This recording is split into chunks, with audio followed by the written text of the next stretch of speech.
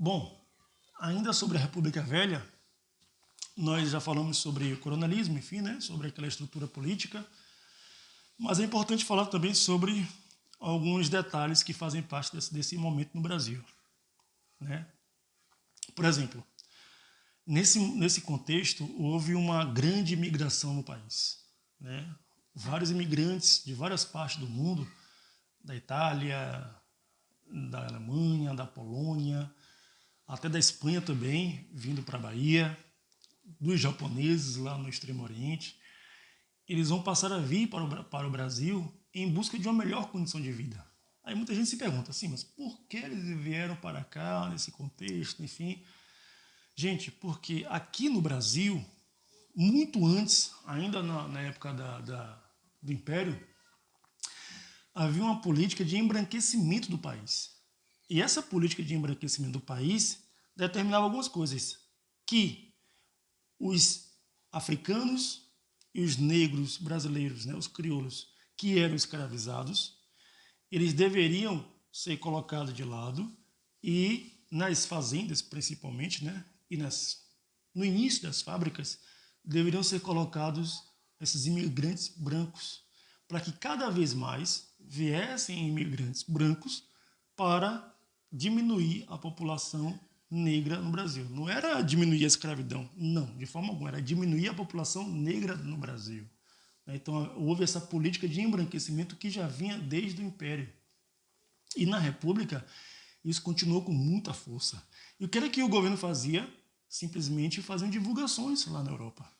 Né? Era divulgado lá na Europa que o Brasil era um país do futuro, de que o Brasil era um país próspero e que tinha aqui muito trabalho e que havia a possibilidade das pessoas mudarem de vida e enriquecer até. Aconteceu sim, claro, óbvio. Mas havia essa possibilidade, então era muito divulgado isso lá na Europa. Até então, até o início da República, né, houveram sim várias imigrações, mas com a eclosão da Primeira Guerra Mundial, isso aconteceu com muito mais frequência. Em 1914 e terminou em 1918. Então a Primeira Guerra Mundial fez com que muitos imigrantes viessem para o Brasil em busca, primeiro, fugir da guerra, apesar de que a Primeira Guerra Mundial não foi uma guerra urbana, foi uma guerra nos frontes, né, de batalha, mas mesmo assim fez com que muita gente viesse para o Brasil em busca dessa melhoria, né, de condição de vida, em busca até de trabalho. E, como eu posso dizer, e muitos também japoneses vieram também com essa promessa de que aqui havia trabalho. Bom, esses imigrantes, quando vieram para cá, eles foram trabalhar em dois setores. Primeiro, no campo, na zona rural, principalmente nas lavouras de café. E segundo, nas fábricas, onde eles se tornavam operários. E qual a maior consequência, aliás, quais as maiores consequências dessa imigração para o nosso país? Eu vou falar aqui principalmente da imigração de italianos. Os italianos, eles vieram para cá e trouxeram consigo não só a questão religiosa. Aliás, os poloneses, os alemães vieram para cá e trouxeram consigo a sua religião e implantaram no Brasil outras religiões, não só a religião católica. A Constituição de 1891, como eu falei, determinava a laicidade. Então, pelo fato de o país ser um país laico, então qualquer pessoa que viesse para o Brasil poderia professar sua fé, poderia construir seus templos sem o mínimo problema. Então, alemães, poloneses e outros mais vieram para cá e implantaram assim, suas religiões. Já os italianos, né, a grande maioria é católico, eles vieram para cá e trouxeram consigo as suas ideias trabalhistas, seus ideais trabalhistas. E juntamente com os italianos é que vão ser criados os primeiros sindicatos trabalhistas no Brasil, que vão reivindicar os direitos trabalhistas, que vão reivindicar melhores condições de trabalho, reivindicar melhores salários, reivindicar a diminuição da carga horária, reivindicar o fim do trabalho infantil e o fim do trabalho da mulher, né? Enfim, porque a mulher passa também a ser obrigada a trabalhar para alimentar a família. Então, gente, com os italianos, essa ideologia trabalhista é que chega ao Brasil e, claro, óbvio, no futuro vai forçar o governo a criar leis trabalhistas, que é o que vai acontecer com Getúlio Vargas, né? Então a imigração foi muito importante para o nosso país, onde ela traz um conglomerado de culturas muito grande, o que nos dá a nossa origem. A economia do Brasil na época era uma economia basicamente rural. Claro, óbvio que com a eclosão da Primeira Guerra Mundial fez com que o Brasil passasse a investir mais em indústrias ou em industrialização. É exatamente com a Primeira Guerra Mundial que esse processo de industrialização no Brasil, ele passa a se acelerar. Já aconteceu um pouquinho lá no século XIX, no Império ainda com o Barão de Mauá, foi o início, né, a raiz, mas ele só vai se intensificar de vez na região, principalmente de São Paulo, com a eclosão da Primeira Guerra Mundial, que vai fazer com que haja uma alteração das importações. O Brasil antes importava muito, todo tipo de produtos, insumos da Europa, principalmente da Europa.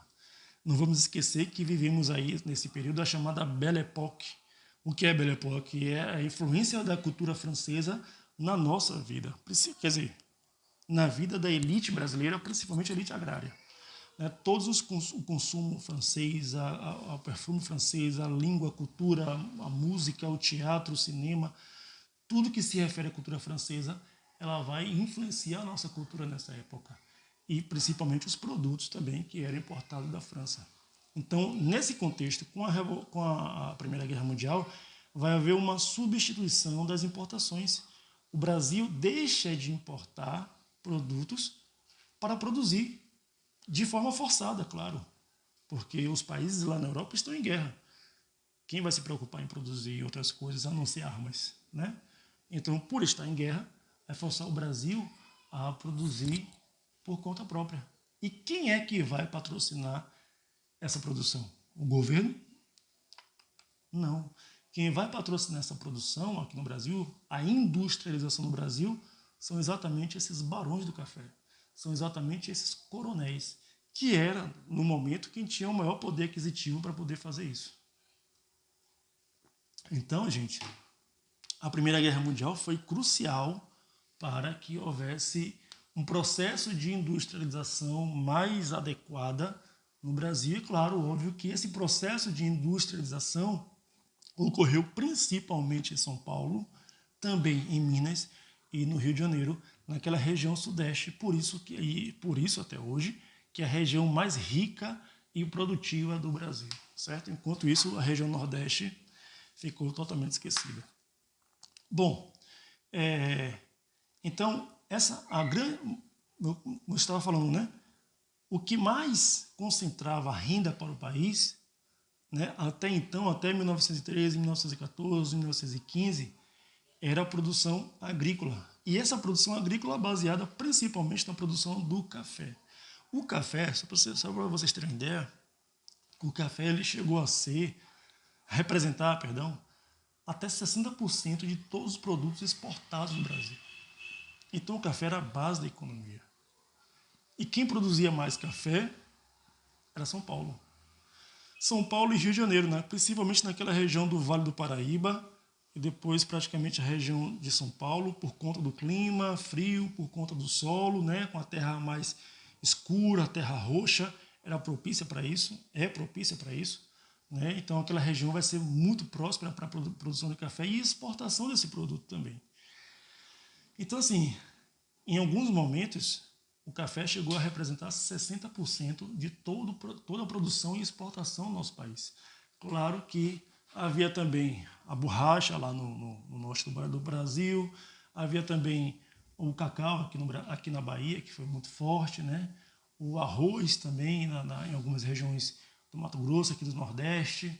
Você tem também aí o açúcar, um pouco, né, no Nordeste também, e vários produtos que também serviam para o consumo interno e também a exportação.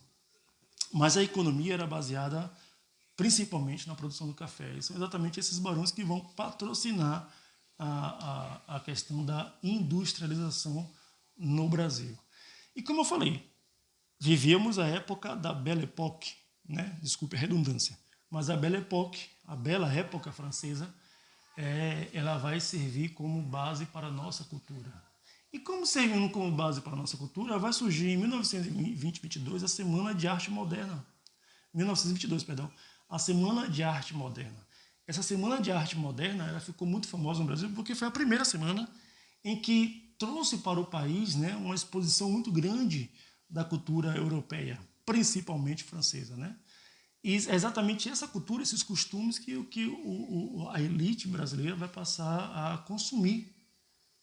Os modos de etiqueta, as vestimentas, o comportamento, né, a admiração pelas obras de arte, a moda, né, a música. Então, tudo isso vai fazer parte da vida daqueles que tinham o poder econômico, o poder aquisitivo, que eram exatamente as famílias elitizadas do nosso país. Ok? Um breve resumo aqui para a gente relembrar o que foi falado e o que o livro nos fala, né? E em seguida nós vamos corrigir a atividade, ok? Depois virá um outro vídeo aí com essa correção.